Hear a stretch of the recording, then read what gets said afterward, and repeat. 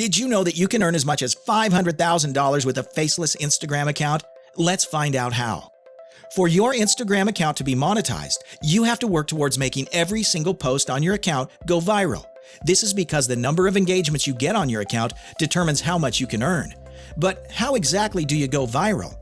Going viral on Instagram has everything to do with the Instagram algorithm. The algorithm helps push your content to the right audience when you meet certain criteria. The first factor is a high number of saves. If viewers love your content, they would likely save it to rewatch it some other time. The algorithm takes note of this and sees it as an avenue to push your content to more users. Most Instagram users believe that another contributing factor to going viral is the number of followers or likes you have, but it's really not.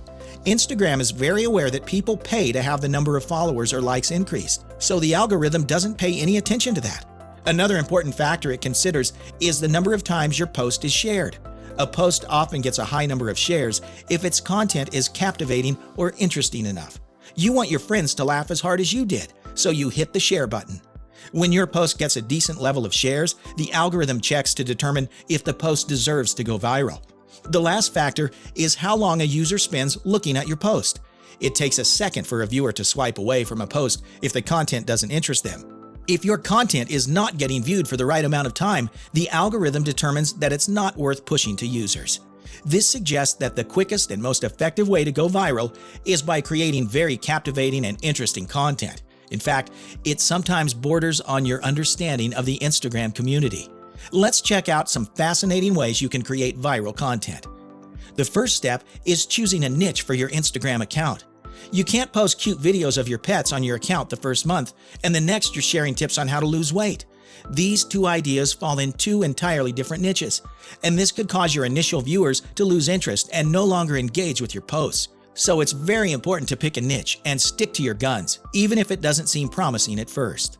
However, if you really want to post in multiple niches, it doesn't hurt to have a separate account for each type of content. When choosing your niche, you must make sure it's something you're genuinely interested in.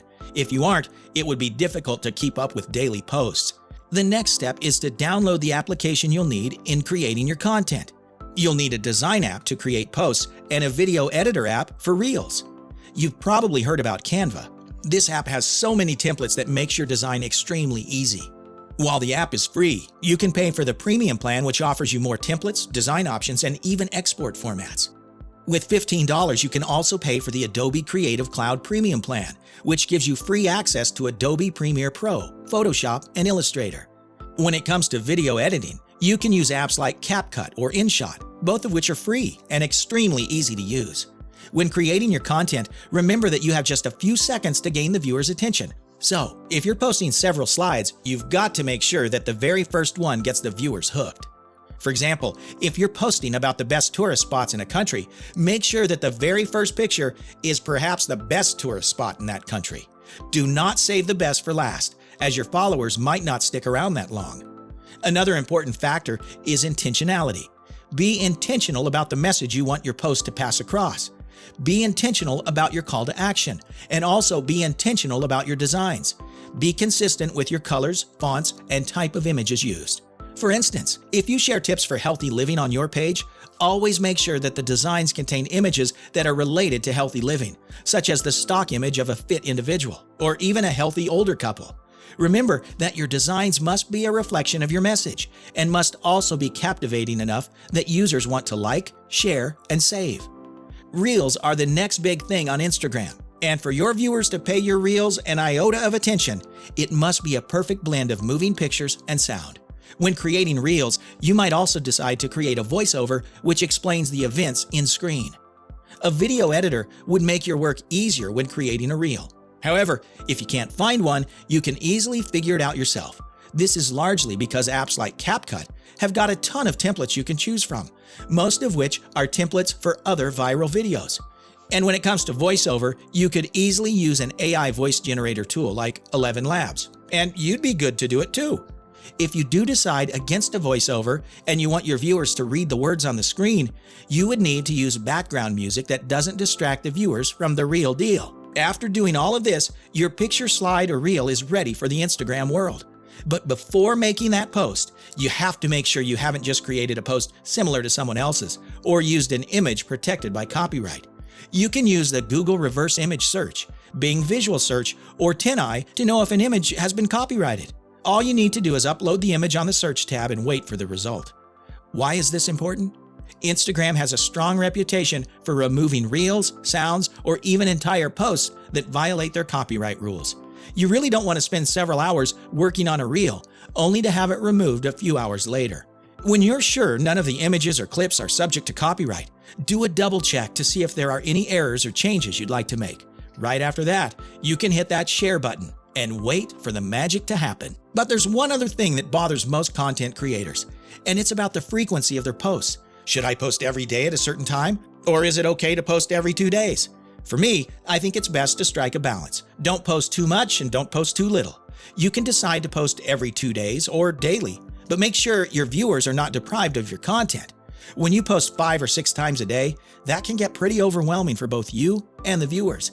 It's best to create a schedule, which gives you time to strategize and see how your posts are doing.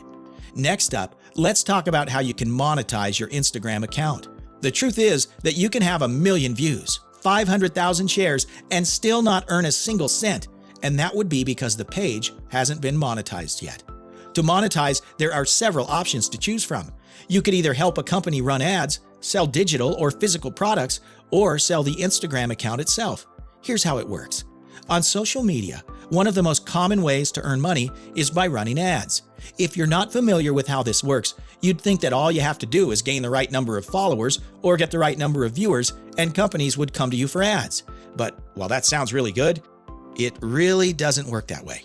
While some creators are lucky enough to have companies reach out to them, a more certain way of connecting with companies is by reaching out to them.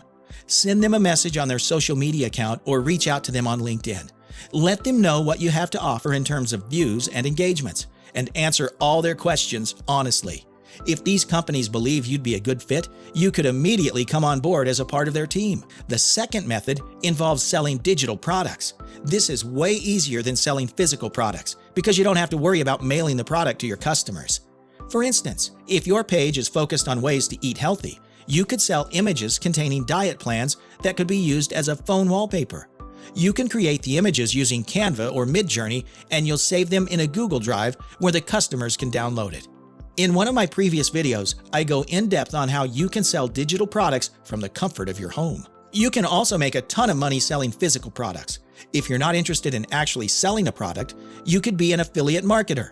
This way, for every sale you make, you earn a pretty decent commission.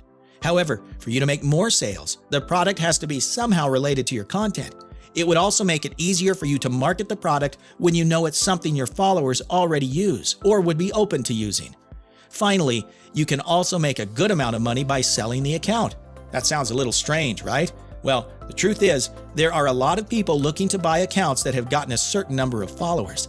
It's very similar to how a real estate investor develops a property to a certain level and then sells it off to the highest bidder at a profit. For this to work, you have to be on a constant lookout for those who are interested in buying an account, and you've got to sell it at your desired price.